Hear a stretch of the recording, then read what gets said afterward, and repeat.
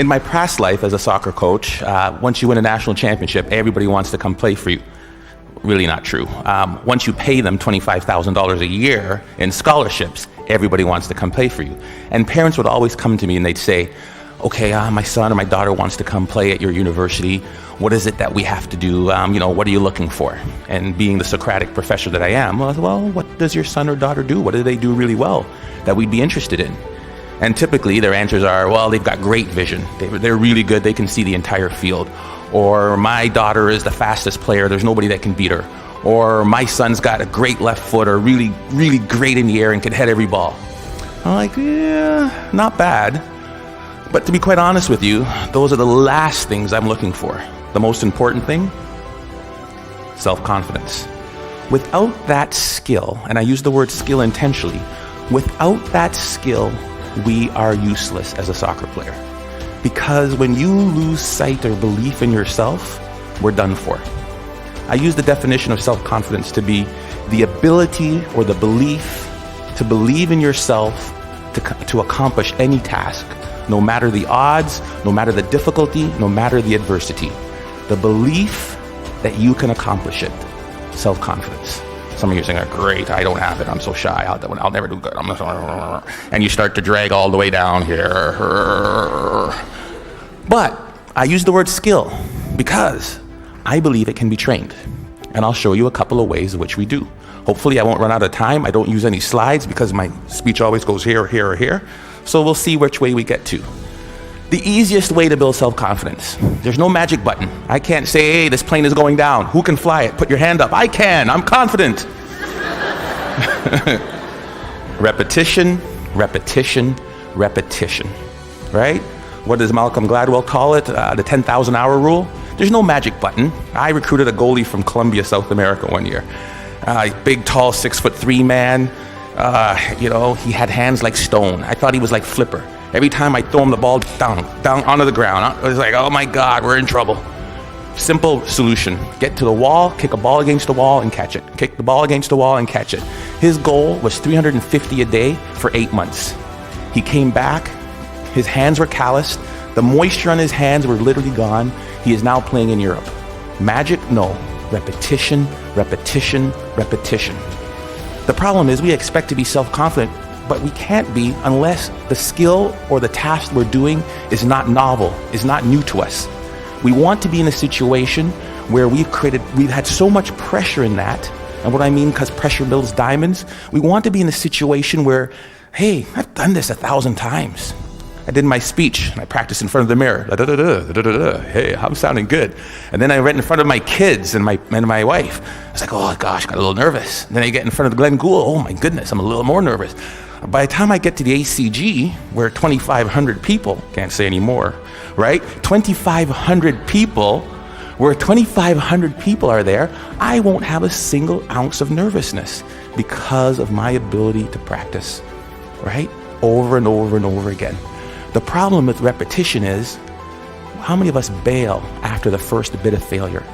How many of us bail after the first bit of adversity? Edison was on that video. And depends who you ask, there's anywhere from 1,000 to 10,000 tries to build that light bulb. 1,000 to 10,000. J.K. Rowling should be on that video. You know how many publishers she took her Harry Potter book to? I believe the number was 12 or 13. I'm pretty confident, but after 2 or 3 no's, I'd be like, dang it. After 6 or 7, I'm like, maybe not. Definitely after 9 or 10, I'd be looking to be a soccer coach or something else beside an author. Right? I mean, 12 times somebody said no. But practice, practice, practice, and do not accept failure. Maybe it shouldn't be repetition. Maybe the answer should be persistence. Because we all repeat something, but very few of us really will persist. So that's one way to build self-confidence. Get out there. Do what you want to do and do not accept no. The other one is self-talk. We all have a self-talk tape that plays in our head. Anybody go shopping and put on a pair of pants this week? If you're a woman, the first thing that always comes, damn, I look fat in these pants. And if you're a man, it's the opposite. Oh God, I have no muscle, I'm so flabby, right? We all have this tape that plays in our head. As a student, if they asked me the question, it was like, oh, gee, please, professor, don't pick me. I don't know the answer. I look down, right? If you're let me tell you something. And the VP of Business Admin is here, so I shouldn't repeat this, but when they hired me as National Athletic Director, I sat in an architect's meeting, and I am about as dumb as a post when it comes to anything to do with numbers and angles. And they're like, the fundibulator valve of the architectural, what do you think, Dr. Joseph? Let me look into that for you and get back to you. Right? I was sitting there, God, please don't ask me. Please don't ask me. We all have this negative self-talk that goes in our head. Guess what? There's enough people that are telling us we can't do it, that we're not good enough. Why do we want to tell ourselves that? We know for a fact that thoughts influence actions. We saw it there with the video Dr. Levy showed. Right? We know that our thoughts influence actions. Why do we want to say that negative self-talk to ourselves? We need to get our own self-affirmations. Muhammad Ali, what was his self-affirmation? I am the greatest. Who else is going to tell you? There need to be quiet moments in your bedroom, quiet moments when you're brushing your teeth, that we need to reaffirm, I am the captain of my ship and the master of my fate. That is my affirmation. I came from a school of 1,000 people. I lived in a town of 1,000 people for 15 years. There's no reason that I should be in charge of an athletic department building Maple Leaf Gardens. But I am the captain of my ship and the master of my fate. If I don't say it, if I don't believe it, no one else will. How do you build self-confidence? Get away from the people who will tear you down. There's enough of that. Muhammad Ali, I am the greatest. There is no one better than me. It's a difference between hubris and ego and false pride. It's just reminding yourself in quiet, silent moments. I put it down on a list. It's right beside my mirror, right? About all the things that make me who I am. Because I make enough mistakes, and the newspapers will recognize it, and people around me will recognize it, and they'll tear me down. And pretty soon I'll begin to believe it. There was a time when my confidence was really low. There was a time when I took this job, when I came from Iowa, I don't know if I could do it. I had to bring out my self-confidence letter. A letter I wrote to myself when I was feeling good. Ivan, congratulations on getting your PhD before 40.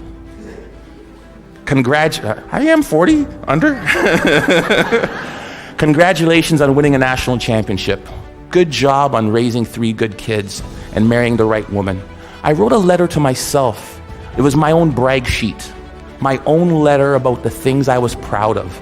Because there are moments, and we'll all experience them in our career, in our life, in our job hunting, in our relationships, when we are not feeling good about who and what and where we are. And I had to bring out that letter and read it time and time again for a period of about 2 weeks to weather me through that storm. It was important. Stop the self-talk, the negative self-talk. If you'll watch, you'll see some athletes, they'll have a little bandage or a little brand around them. Lance Armstrong's a perfect one. What's his self-affirmation? Live Strong isn't a brand. It was to remind him of who he was. Live strong. Then it became a brand. He would move that from one arm to the next arm when doubt and fear came into his mind. Live strong. Put it on there. Let's go. We'll all have it. Replace it. 2 ways to build self-confidence. Worried about my time, I'm going to tell you of one way that you can build self-confidence in others. We are coaches and educators. We are teachers. We are people who will create value in the world. And in doing that, we are critical by the nature of what we do. I am a coach. I want you to score a goal. Ball went over high. Dang it, the ball went high. Thank you, coach. I know that. Feedback tells me that. So what do? I need you to put your elbow or here. I need you to put your knee over the ball. I need to follow through. Boom, land, great. Notice I never made it as a professional. What can we do?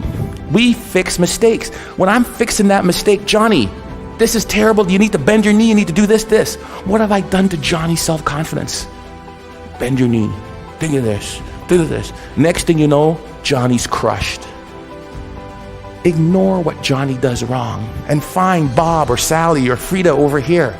Great goal, Frida. I loved how you kept your knee low, you followed through, and you landed like this. Great job. Johnny, great. Johnny's not demoralized. His confidence isn't shot. And what I've done is I've built up Frida's. Imagine how we could change the way we parented kids. Instead of, get that glass off the counter, what's wrong with you? If we catch them while they're good. Great job. Great job. Thank you, Alice, for taking your glass to the counter. It sounds simple, but we forget about it. Or as educators, or somebody as a team, if we manage to praise the positive behavior that we wanted to reinforce. We forget it. It sounds so simple. Catch them when they're good. We forget it. It's simple. Here's what they did. There was a study in Kansas that did this. They did video, and we all do video, and we showed the video of them doing the run to the play. This goal happened because the basket wasn't protected. We didn't rotate here right. We needed to do this, and then to cover the slot. And if that's the baseline, improvement of the Kansas State team went like this. Then they said they ignored all of that, and they just showed them the times they did it right. The times they did it perfect, that presented no goals, spoke to the same points, improvement went like that. It changed and revolutionized the way we as coaches interact with our student athletes. We can apply that to the business world. We can apply that to our student group works. We can apply that to our management teams easily. Catch them when they're good. Last and certainly not least, my son is really good at this. Self-confident people interpret feedback the way they choose to. I asked my son, who is by the far terrible athlete, gets it from his dad.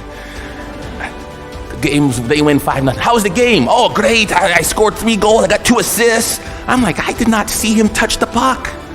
But he has his own perception of how he did. I love it. Right? I'm that guy. I'm like, I remember when I was taking when I met my wife, it was in the Commons. Polly, would you like to go to the movies? Ladies, dingle, dingle, dingle. And she goes, no. I ask her again, because I think that she just hasn't seen me in the right light. Maybe that's not the wrong shirt on, right? Because I'm interpreting that the way I want to interpret it. Finally, I ask her out again. She gives me this one comment, right? Or she sent it through her friend, because that's the way you did it back then. She wouldn't date you unless it was the last person on Earth. The hell was freezing over. There was a small chance we had to save the planet Earth. Some people's like, there's no chance. I'm like, you're saying there's a chance. Right? Because that's how I'm going to interpret it. If I could give you one thing to take from this, it is, no one will believe in you unless you do. Listen to the words of that video. Here's to the crazy ones, the misfits, the rebels, the troublemakers, the round pegs in the square holes. We're supposed to be different, folks.